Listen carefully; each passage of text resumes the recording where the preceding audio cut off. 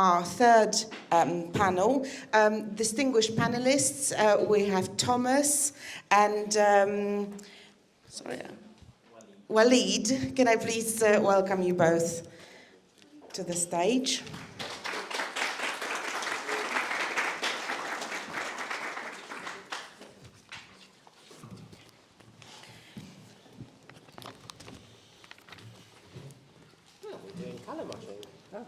Colour-matched panelists. Here we go, ladies and gentlemen. As if by magic, we are on to our third and final panel session. During this session, we'll talk to two experts who organize events. They will help shine the light on why engaging with minority communities at events is such an important part of creating an inclusive marketing strategy. When thinking of events, we don't necessarily need to think of promoting or selling our products only. Although, yes, it's a vital part for many. We can also utilize community events for other reasons. For example, market research, recruitment, or as an option to engage with our audience. So it gives me great pleasure to introduce our speakers. Walid Jahangir, CEO of Algebra Consulting. He's the man behind events such as London Muslim Shopping Festival, London Eid at Westfield White City, which this year has attracted 250,000 people, and most recently at World Halal Food Festival at the London Stadium. And last but not least, our very own Tomasz Dyl, who is the founder and managing director at got2b. Thank you very much, gentlemen, and if I can ask you to briefly introduce yourself and your role within your organization. Fantastic. Walid. Thank you very much. My name is Walid Jahangir, and I'm the CEO of Algebra Consulting. Algebra Consulting was born approximately 12 years ago, and it was based through creating a community consumer market. At a very early age, at a very early stage, we realized that EDI is great and there's a need for it. However, it needs to be driven by finance, otherwise, and budgets. Otherwise, none of it works.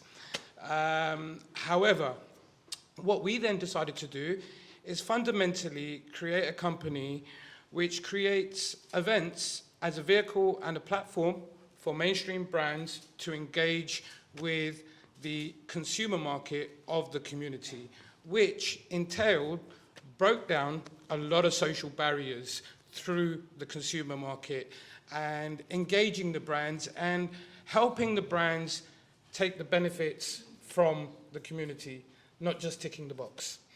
Wonderful. Tomasz?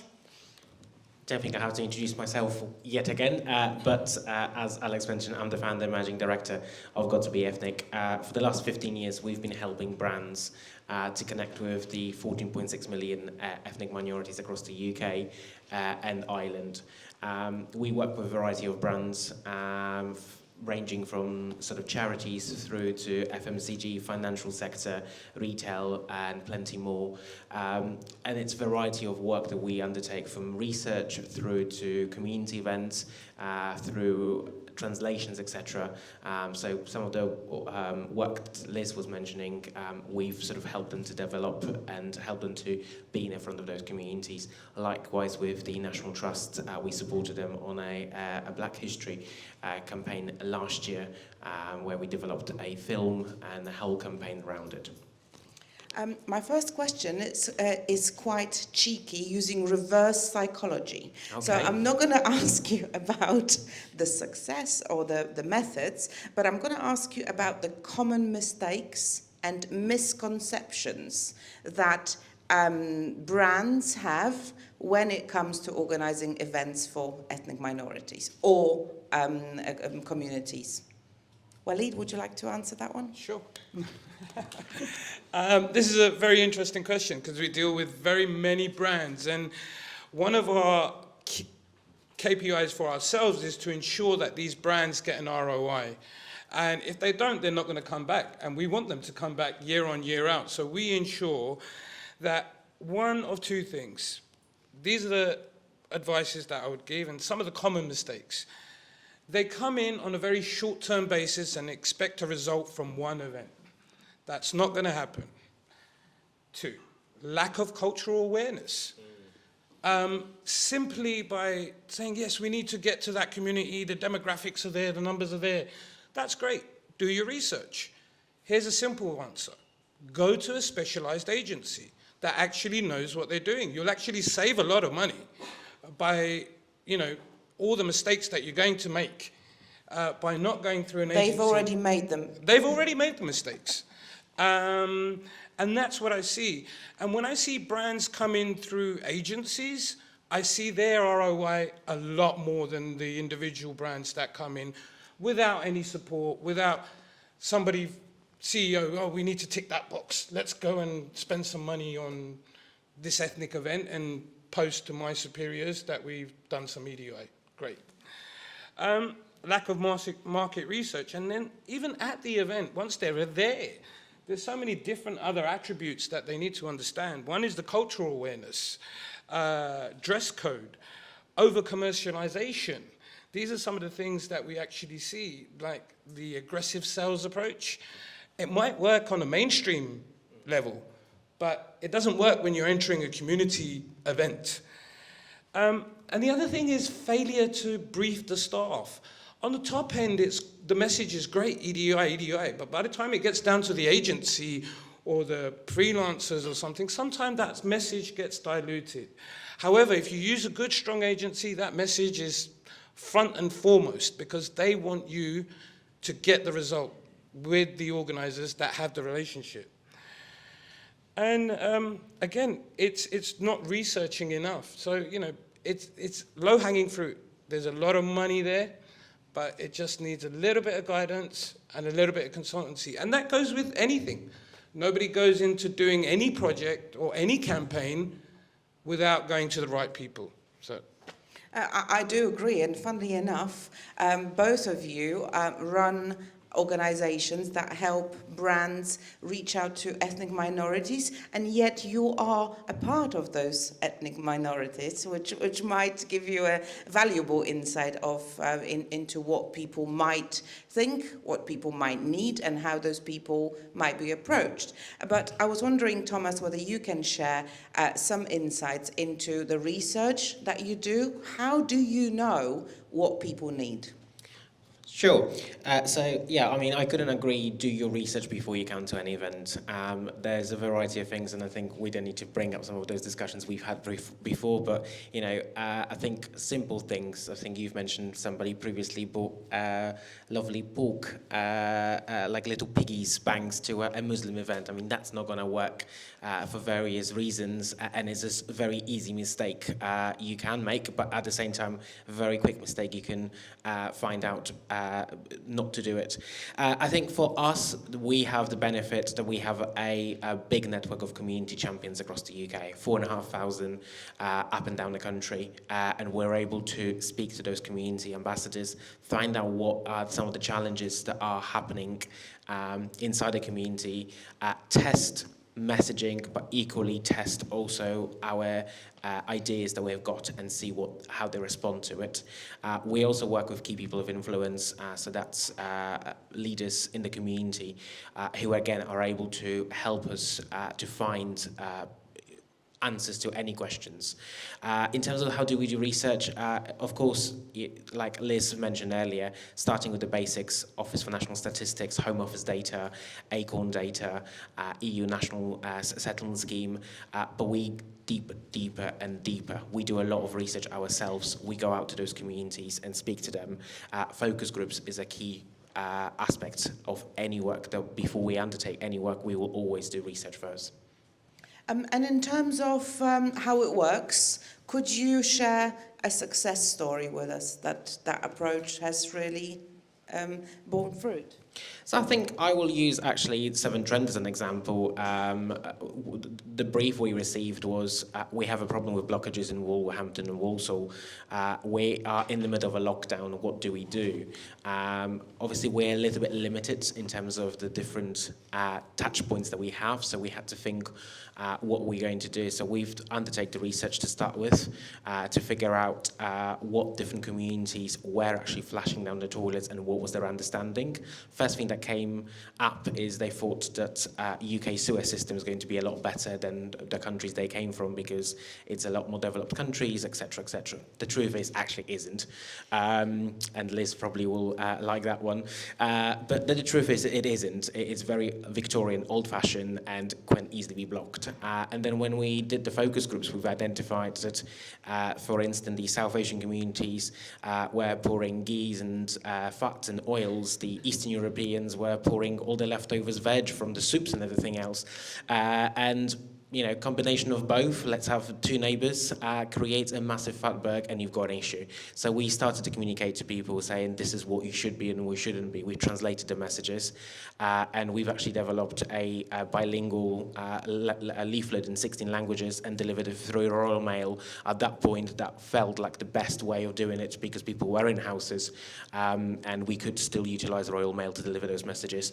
We supported it with radio advertising on ethnic channels. So we worked with Amber Radio, which broadcast in 6 different languages. We worked with Gulshan Radio, and again, we've delivered campaign messages in different languages.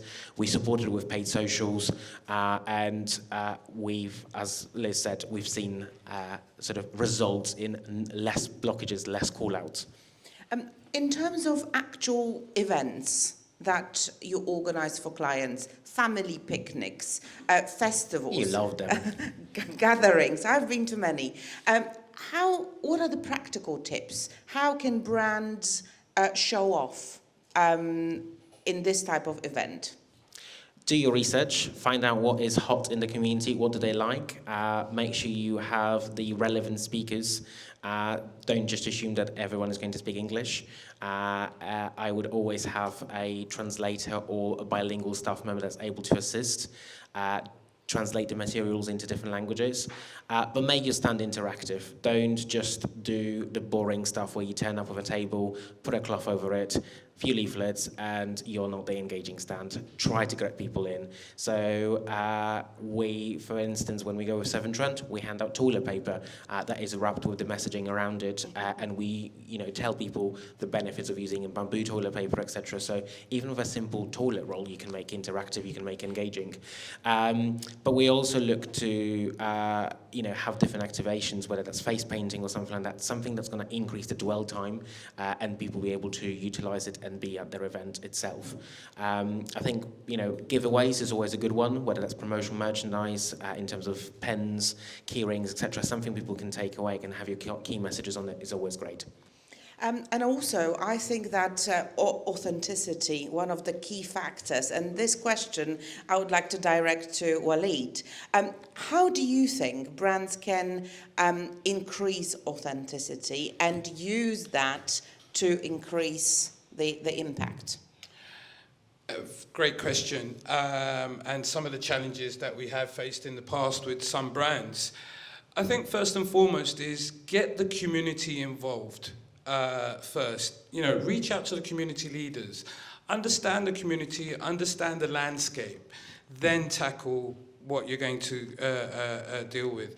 A second option is hire within the community. It's an easier option. They already know the nuances, they've grown up with all the challenges that the community face, and they understand it. So if you can find that ideal candidate, you'll be crossing an EDI box, ticking an EDI box at the same time with recruitment. Sponsorships.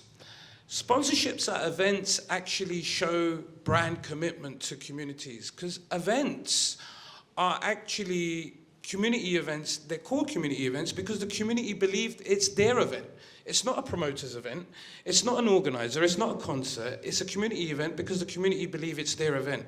When they see a big brand on their event that has spent money and has shown engagement, that by default gets a lot of commitment from the public. and the community straight away, visually, and in various other ways. Secondly is celebrating community milestones within the year. So different communities celebrate different dates throughout the year, religious occasions, but it's understanding those dates. There's many celebrations, but people don't understand what the celebration is about. And yet their engagement levels are completely wrong. Because hang on, you can't go around promoting food in the middle of Ramadan when no one's eating. It's post-Ramadan or pre-Ramadan. So it's nuances like that. Support community initiatives as well, because I think there's a lot of initiatives out there that are being born through many different communities, and if brands can show their commitment there, that will show a lot of goodwill. And instead of doing a short-term run, do a long-term run, because the community go to different events. They'll go to one event in another city, they'll go to another event, they don't just go to one particular event. However, if they see that brand consistently, as we all know in marketing, the more you see the brand, the more consistent it is. Absolutely. And the more loyal clients you get. So stay consistent and don't do short term. Absolutely. Thomas, Walid has brushed upon a few strategies. Would you like to add anything? How would you advise a brand that wants to engage with ethnic minorities, particularly at events? Think about what is it that you're looking to get out from it. So have a clear vision, have a clear plan as to what you're looking to do. Are you going there to solely brand awareness? If so, how are you going to raise that awareness? What are you going to do? Secondly, what is it that you are hoping to achieve in a tangible sort of KPIs? Is it number of face-to-face contacts? Is it data gathering? Is it insights that you're looking for? Is it market research, recruitment? So have a clear plan. Secondly, engage with the organizers and find out what opportunities there are, because with every community event there are sponsorship, there are speaking opportunities, there's social media opportunities, etc. Goodie bags, whatever it might be. Find out what else can you do and how else you can add value to this event. And make sure you turn up on time and engage with the organizers from the outset. We go to hundreds of events every year, and our clients are loving the fact that we deliver them for them, but do get out from the office and be there so you can actually see it yourself as well. Working with agencies is wonderful. They will give you all their insights and everything else, but ultimately it is your job as a marketeer as much as it's the agencies to be there. And events are a fantastic way of getting insights, getting really valuable informations that you won't find anywhere else. And it's a great way of engaging with active users, potential users, but also you'll probably get feedback from people about competitors and companies you've never heard about, and they will give you those insights, and they will do it free, and they will just tell you all about it. So it's a fantastic way of doing it and getting all their insights and everything else in one place. It's interesting because I was wondering whether you've noticed that when you are at an event, you might be engaging with people who are not on social media, people who don't have Absolutely. a website. Isn't that one of the strengths of this type of Absolutely, marketing? yes. I mean, when we think about events, we always think about, it's for everyone, but you will get to speak to different audiences throughout the day. You'll speak to people from also different generations, and we're talking from in terms of the age, but equally people who might have been in the UK for 20, 30 years and now second generation or the first generation, etc. So there is opportunity of engagement from different people at the same time. And it's also the opportunity of speaking and, on social media, you can do, of course, posts, etc., and get people to comment, and get those insights. But at their event, you're able to engage with different audiences throughout the day and have different input.